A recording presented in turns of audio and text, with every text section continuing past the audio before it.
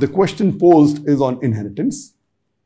And the first part of the question is that can the person give whatever he wants when he's alive to whoever he wishes?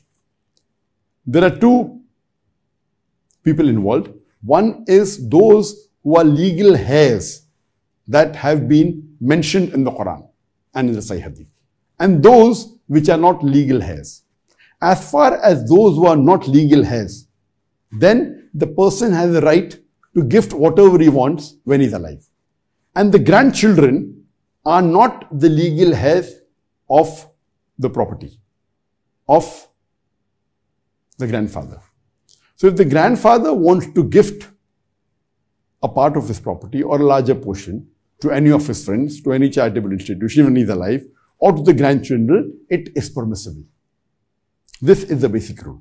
He can even will in his inheritance that I would like to give so and so percentage of my property, which should not be more than 1/3, to whoever wishes who are not amongst the legal heirs. For example, he can say that I want to dedicate 10% of my wealth after I die to my grandchildren, and that's permissible. He cannot give extra to any of the legal heirs, which include the children, the sons, the daughter, the wife, the fathers, the mother. All this has been specified in the glorious Quran in Surah Nisa, chapter number 4, verse number 11 and 12, and in other parts of the Quran and the Hadith. So what has been specified by Allah subhanahu wa ta'ala, the person cannot change the percentage, but he is allowed to will 1/3 of his total wealth after he dies. He can will it to whoever wishes, but they should not be part of the legal heir. As far as the legal heirs are concerned, he cannot increase or decrease anyone's shares. This has been ordained by Allah subhanahu wa ta'ala in the glorious Quran. In many places, the specific parts is given in Surah Nisa, chapter 4, verse number 11 and 12, and in Surah Nisa, chapter 4, verse 176, and in other verses of the Quran. So this he cannot alter, irrespective whether he loves a child or hates a child, or he's one of the sons or one of the daughters more close. No, he cannot. This has been ordained by Allah subhanahu wa ta'ala, unless one of his children or his legal heirs, they do kufr or they're outside the fold of Islam. That's the only time they will not become part of his inheritance. Otherwise, that cannot change. So as far as gifting is concerned, he can give to whoever he wants, as much as he wants, but natural.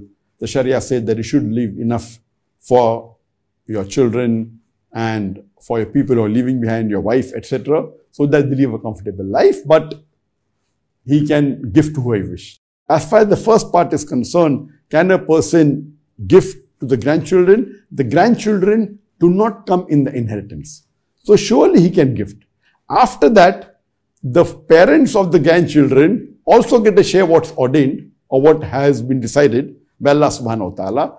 But the grandchildren's share doesn't go to his children or to the fathers of the grandchildren. It is for them.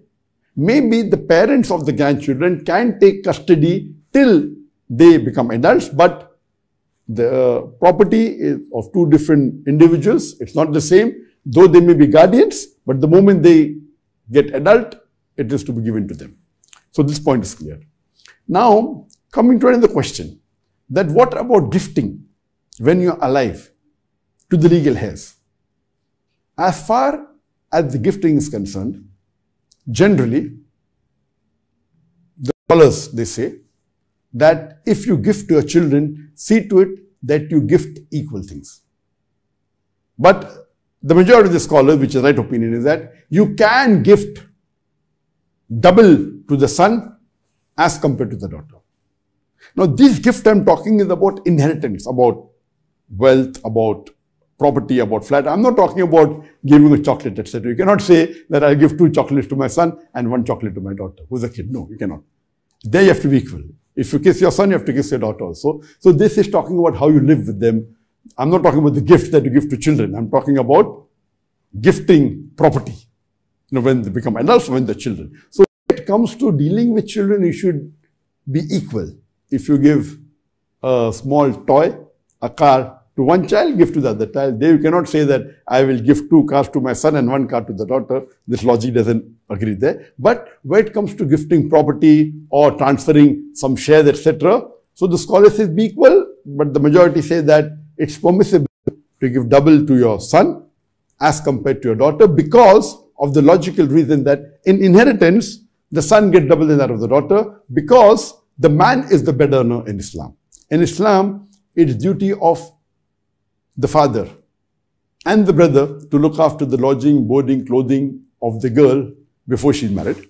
And after she's married, it's the duty of the husband and the son to look after lodging, boarding, clothing and all financial aspects. So, but naturally, because financially the burden is on the male, Allah subhanahu wa ta'ala has ordained that when you give inheritance, you give double share to the son as compared to the daughter, and this answer I've given in detail.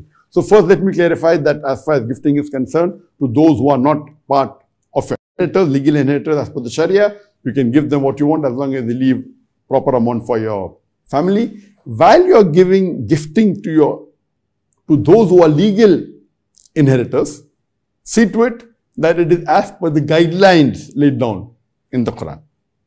If that's, but you cannot gift a lot of property to one child and less to the other. This is not Islamic. This is what the scholars say. Now coming to a second part of the question, that your father, when you were alive, he was transferring property into the name of your mother and your brother because they were adults and you were a kid. And while doing this, he died. So what is the Sharia ruling? There are many times that to follow the law of the country, whether it be a non-Muslim country or Islamic country, many a time there are some legal issues in transferring property, etc. And there are issues of taxation. So many times we do things to make it convenient, and for that we have to see that while doing that it may not be very logical as per the Sharia, but the intention is important. So if this was really the intention of a father that he wanted to transfer as per the Quranic Sharia and he expired in between, so the right ruling is that whatever he has transferred also should be taken as part of his wealth, not that what is remaining should be divided as per the Sharia ruling.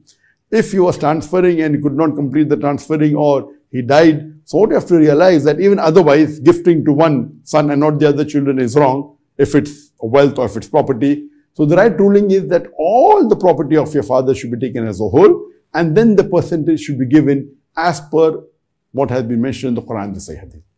It should not be that part of the property was given as gift to the mother and the brother, so it remains and the remaining should be divided equally as per the Sharia. No, the whole property is taken as a whole.